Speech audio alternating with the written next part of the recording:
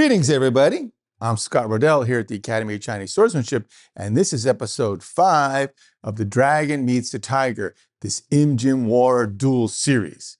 Before we jump in, I'd just like to quickly thank all of our supporters. It really makes a difference. 100% of your subscriptions is going into making more videos. So if you want to support this channel, if you like what you're seeing here, please do hit that join button. And you will get, as our thanks, an early access to all the videos that we produce as soon as we put them up. In this episode, you're going to see 3 duels. These are 3 created clashes between myself, acting as the Chinese jianke, kind of reenacting the position of a Ming Dynasty military officer who very likely would have been carrying a jian as a symbol of their rank. What if that Ming officer happened to run into a Japanese swordsman carrying katana, perhaps after a duel? Maybe just either one of them are out in a part of the countryside, not knowing the other is there, and they came together, what their clash would have looked like. Now, this isn't a free bout. This is a scripted, choreographed clash, you could say, these duels. But they're based on the actual bouts that Ian and I had in training for this video, where it was all out, no holds barred, anything goes, full contact swordplay. So while it is choreographed, it represents what a clash really would have looked like between a Chinese jianke and a Japanese samurai armed with his katana. After the duels, please stick around to the end, because after the duels, Ian and I give our impressions, our critiques, our thoughts on how things happened and why some things worked and maybe others didn't. And of course, what we're really looking for also is to hear your comments back. Give us your ideas. Tell us what you think. We'd also like to hear from you about what other historical what-ifs you'd like to see. We're always looking for ideas about who a jianke might have faced and how that might have gone. So if you've got something you want to see, please leave that in the comments. All right. Let's jump in.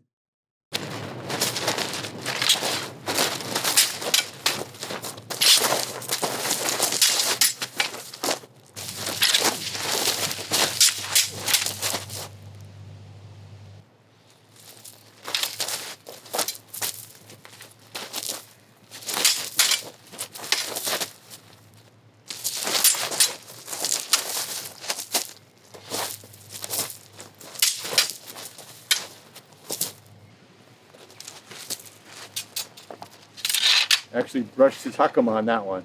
Yep. I'm finding it's hard for, at least with the ground I'm on, To get back. because what's happening is this is happening rather than staying planted. That's why I thought when we come out here, we got to watch that we pay attention. If it's too slippery, that someone doesn't slip and like, whoa, oops, sorry, I stabbed you. It wasn't me, it was the gravel.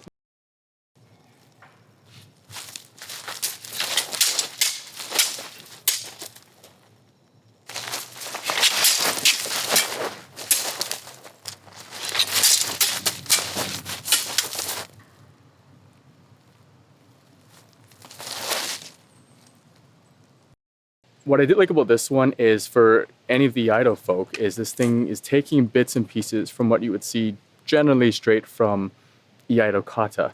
It's not going to be exact, but then again with the Iaido kata, you're not going up against the jianfa either, right? But it's taking elements of that. So that's definitely more akin to what you would see with Iaido, versus some of the other ones are taking bits from kendo and Iaido. That's one of the things I think has been very interesting here. Definitely been a great learning experience, because I've never played somebody who had skill with Japanese sword before. I had people who did kendo before, but they just kind of, and that was relatively easy to neutralize. You're doing a lot more things and very quick on the counter, but always kept that really in that center line. And everything we've done, these are all choreographed, right? Everybody we mentioned earlier, all these bouts that we showed, these 3 duels, were all choreographed, but it was based on our bouting, right? And so then we just took pieces of that happened, then we pieced them together in a way that would demonstrate, the techniques.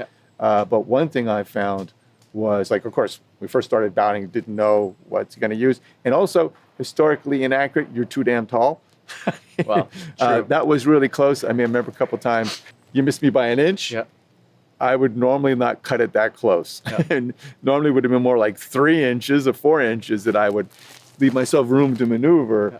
And I think it's just, your arms are bloody long. And whoa, that was good genetics. That was good genetics for you. That was kind of close.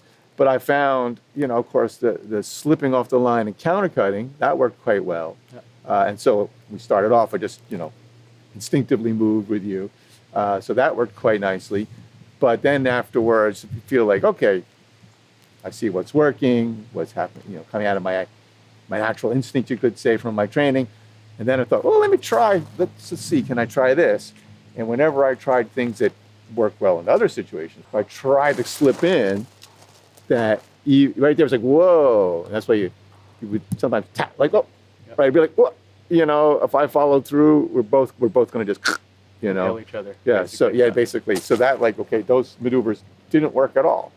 And also found, whereas a lot of times I tend to swivel more on my back leg, I swiveled a lot, and I use that a lot, and I move and use that to maneuver. That here with you, I was maneuvering a lot more spinning on my front leg, which I do, but that doesn't tend to come up as much when I'm facing somebody else with the Jian. Well, I think the distance, you're much more move forward, a lot more aggressively, and I didn't have time. I had to swivel off the front leg really quickly to be able to get that countercut. Well, that's interesting because I find that the cutting that is typically associated with the Japanese sword, you see it everywhere on YouTube, movies, everything. And I mean, don't get me wrong, Japanese sword is great at cutting. I couldn't pull those off with an experienced Genfa, which basically left me with thrusting the bulk of the time, which, I mean, a Japanese sword can thrust quite well, but it's not known for that. Your thrusting so much actually played well into my game. Yeah. Because we use, of course, straight blade, yeah. Right? We're using thrusts quite a lot.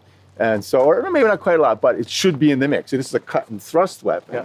Those thrusts, and I wouldn't say it's 50-50. I generally like to follow, once I've gotten in and I'm deep, usually from a cut, that I follow with a thrust. So I'm used to doing that. And also one of our basic trainings is your partner has a sword, you don't. Yep. Usually a wood sword, of course, not a metal sword. And you have to move with it. So you learn to practice your distance timing, how to slip these lines. So we're really used to the thrust. Yeah. So when you went pretty exclusively to the thrust, you went unwittingly helping me a lot. So thank you. Well, another thing actually, in terms of distancing that I found interesting, and this isn't really specific to, say, a Jian or a Katana, but more of like a single-handed sword versus a two-handed sword, is that a two-handed sword, you have a certain amount of reach. Yeah, you can overextend, but you've got a certain amount of reach. Versus a single-handed sword, you've got, in a way, almost an extra foot or half a foot of reach due to just the single-handed nature. You can extend your arm. No, that's true. That's true. I didn't really think about it like that, but yeah, you're absolutely right. I was able to get in deeper at you on times. Like you were coming in deep, but when I got around, right, I wasn't limited to just here. Yeah. That let me go. Right. What a good so like 9 inches deeper, again, right? So if I'm in there, so after when you came in, once I deflected here, I could reach almost to your elbow or close to it, easily get the forearm, whereas you're still falling short. Exactly. Right. Well, I guess that's why, though, you also use your very, very aggressive forward steps. Yep. Right? Because you were making up for it. Trying to, at least. Right. Well, you was definitely putting the pressure on me. And it was the other thing, too, that was different that I think all my years of doing Will of Bands helped me with it, just to get off the line very quickly, was you hitting from your front leg a lot. And mostly in the Gen fight, people tend to be on the back leg here a bit more. Yeah. So what I really liked about your draw, like the draw partway to the scabbard, is that as I was drawing, you got a lot of strength there. Yeah. You're not cutting yourself because you're holding onto the scabbard. And right? And I want a lot of strength here. You're trying to cut me my head. Like I can put a lot of pressure here and it's not going anywhere. Right. But you've also got the ability to take that blade out and maneuver it right around. However way you're going to. Well, you see, there's my judging. So this is not, again, this isn't something that was transmitted to me or I'd seen in the manual. But I've thought about this situation, as I practiced various draw cuts, how would I draw and how was it done? You see in pretty much all the historical illustrations, not all of them, but you very commonly see this as an upward draw into a liao. And so if you think about, well, okay, but if I were going to deflect and cut, I'd be here. If you were cutting down, I would deflect and come around and think of that judging point, the catching point, where I'm going to rotate right around that point. Yep. That's basically all I'm doing, is saying, okay, when you cut, you give me that cut again, please. Yep. If you're coming down on me, boom.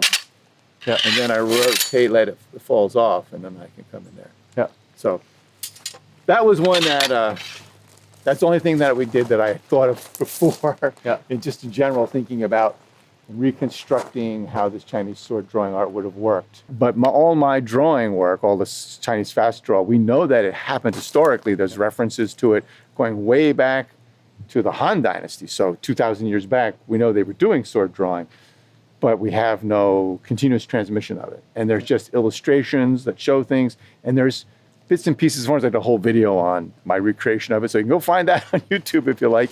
But so I can't say that this was a technique from Chinese sword, but if you think about how the draws were done, at least from what we see, and I'm reconstructing, I don't have a manual or a direct transmission, so that it's my supposition of how it was done. But if I put myself in that situation, what would I do? Yep. Like if you were coming down at me, I'd be looking to deflect this way and come around, where I get that flat, find my blade, line up my cut. That's why, I was saying earlier, I don't have any real damage on this sword. And even though, of course, it's not as sharp as the katana you've been using, it's not dull, it's not thin, it's not like a blocky edge here at all. Yeah. So you see that I'm really able to effectively use my flat and totally preserve my edge for, hour and a half of exchanging blows.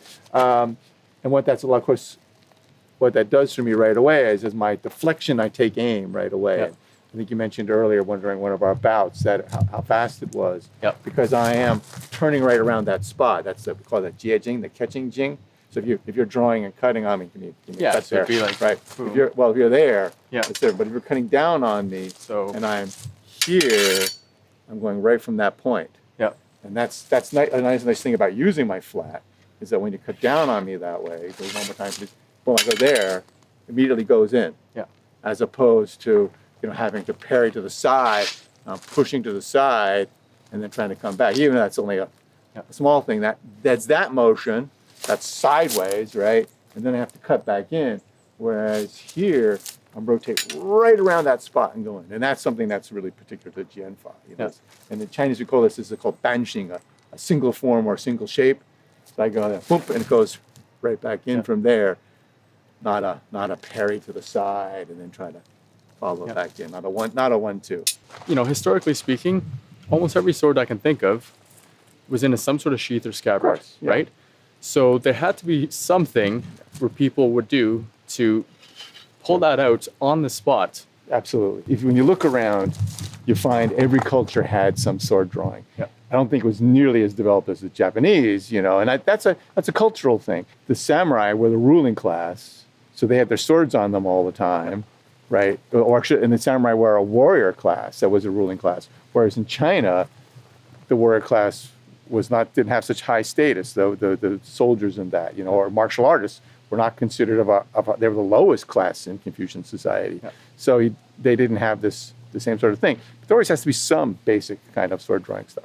Yeah. It was also interesting, aside from, say, the dojo or like a typical training area where you have either tatami or hardwood floor or something, of the type, is when we were actually recording right here, I found that, and it's actually a learning experience for me because you don't typically run into this all the time, is that a lot of times, especially with like kendo type stepping, is where you launch off your left foot. The left foot would slip, especially when you'd be moving back on this type of ground. So it made it harder or more difficult to, move that leg back. So and that leg was there for me. So thank you. I want to also say thank you to Cass Hanway. They've over the years been really supportive. Thank you. I'm glad they're still making my cutting jian. This is one they sent to me years ago. They sent me several. One I got polished up for cutting. This one I left, they just like dullish, not completely dull. Comes with an edge, but just not a sharp edge.